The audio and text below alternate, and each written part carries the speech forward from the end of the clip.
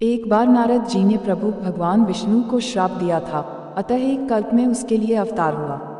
यह बात सुनकर पार्वती जी बड़ी चकित हुई और बोली, नारद जी तो विष्णु भक्त और ज्ञानी हैं। मुनि ने भगवान को श्राप किस कारण से दिया?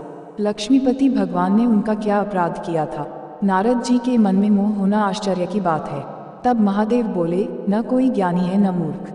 श्री रघुनाथ जी जब जिसको जैसा करते हैं वह उसी क्षण वैसा ही हो जाता है। इसके बाद शिवजी ने जो कथा सुनाई वह इस प्रकार है। हिमालय पर्वत में एक बड़ी पवित्र गुफा थी। उसके समीप ही गंगा जी बहती थीं। एक बार वह परम पवित्र सुंदर आश्रम देखकर नारद जी को अत्यंत सुहाना लगा तथा उनकी भगवान के चरणों में समाधि लग गई। नारद जी की तपोमय स्थिति देखकर देवराज इंद्र डर गए। तब उनकी तपस्या भंग करने के लिए इंद्र ने कामदेव को भेजा, परंतु जब कामदेव की कोई कला मुनि पर असर न कर सकी तो वह अपने ही नाश के भय से डर गया। नारद जी के मन में अहंकार हो गया कि उन्होंने कामदेव को भी जीत लिया है। नारद जी तब शिवजी के पास गए और जब यह बात बताई तो उन्होंने कहा, हे मुनि, मैं तुमसे बार बार विनती करता हूँ कि जिस तरह यह कथा तुमने मुझे सुनाई है, भगवान श्री हरि को कभी मत सुनाना। चर्चा भी चले तब भी इसे छिपा जाना। नारद जी को भगवान शिव की यह शिक्षा अच्छी न लगी। वह हरि गुणगान करते हुए क्षीर सागर में भगवान लक्ष्मी नारायण के पास जा पहुँचे।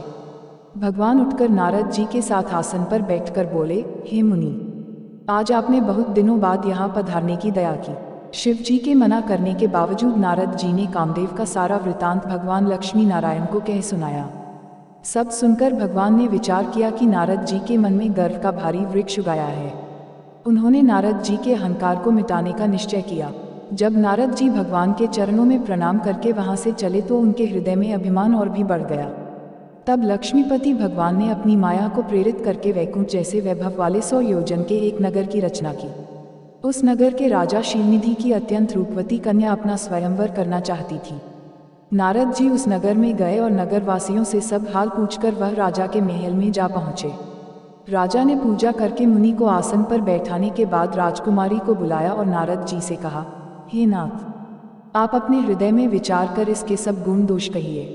उसका रूप देखकर मुनि वैराग्य भूल गए और अपने आप को भी भूलकर बड़ी देर तक हर्षित हो उसे देखते ही रह गए। सोच विचार कर वह उपाय करने लगे जिससे यह कन्या उन्हें ही वरे, और यह विचार करके कि श्री हरि के समान मेरा हितैषी अन्य कोई नहीं, वह तुरंत वैकुंठ पहुँचे। वह प्रभु से अपनी व्यथा व्यक्त कर बोले, आप मुझे अपना रूप दीजिए, तभी मैं उस कन्या को पा सकता हूँ। तब प्रभु बोले, हे नारद, सुनो, जिस प्रकार आपका परम हित होगा हम वही करेंगे, दूसरा कुछ नहीं। भगवान की माया के वशीभूत हुए मुनि ऐसे मूढ़ हो गए कि वह भगवान की स्पष्ट वाणी को भी न समझ सके। नारद जी तुरंत वहां गए जहां स्वयंवर की भूमि बनाई गई थी। राजा लोग खूब सज धज कर अपने अपने आसन पर बैठे थे। नारद जी मन ही मन प्रसन्न हो रहे थे कि मेरा रूप बड़ा सुंदर है, मुझे छोड़ कन्या भूलकर भी दूसरे को न वरेगी। राजकन्या ने जब नारद जी का वानर का सा मुंह और भयंकर शरीर देखा तो उसके हृदय में क्रोध उत्पन्न हो गया। कृपालु भगवान भी राजा का शरीर धारण कर वहां जा पहुंचे और राजकुमारी ने हर्षित होकर उनके गले में जयमाला डाल दी। वहां आए शिव जी के 2 गणों ने नारद जी से जल में अपना मुंह देखने के लिए कहा और उनका उपहास उड़ाने लगे। वास्तविकता जानकर नारद जी अत्यंत क्रोधित हुए।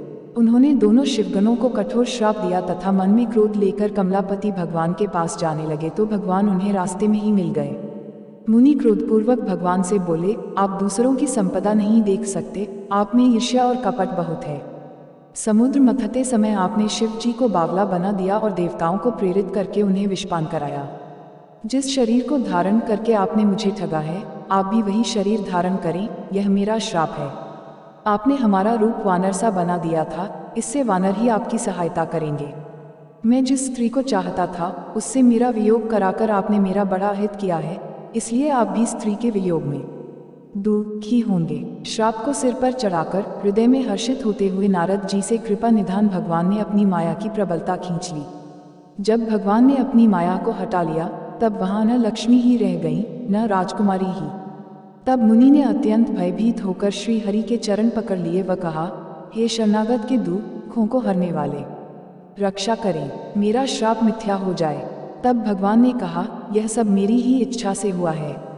मुनि ने कहा, मैंने आपको अनेक कटु वचन कहे हैं, मेरे पाप कैसे मिटेंगे? तब भगवान ने नारद जी से कहा, जाकर भगवान शंकर जी के शतनाम का जप करें, इससे हृदय में तुरंत शांति होगी। शिव जी के समान मुझे कोई प्रिय नहीं है, इस विश्वास को भूलकर भी न छोड़ना। हे मुनि, शिव जी जिस पर कृपा नहीं करते वह मेरी भक्ति नहीं पाता। हृदय में ऐसा निश्चय करके पृथ्वी पर जाकर विचरो। अब मेरी माया तुम्हारे निकट नहीं आएगी। श्री राम जय जय राम।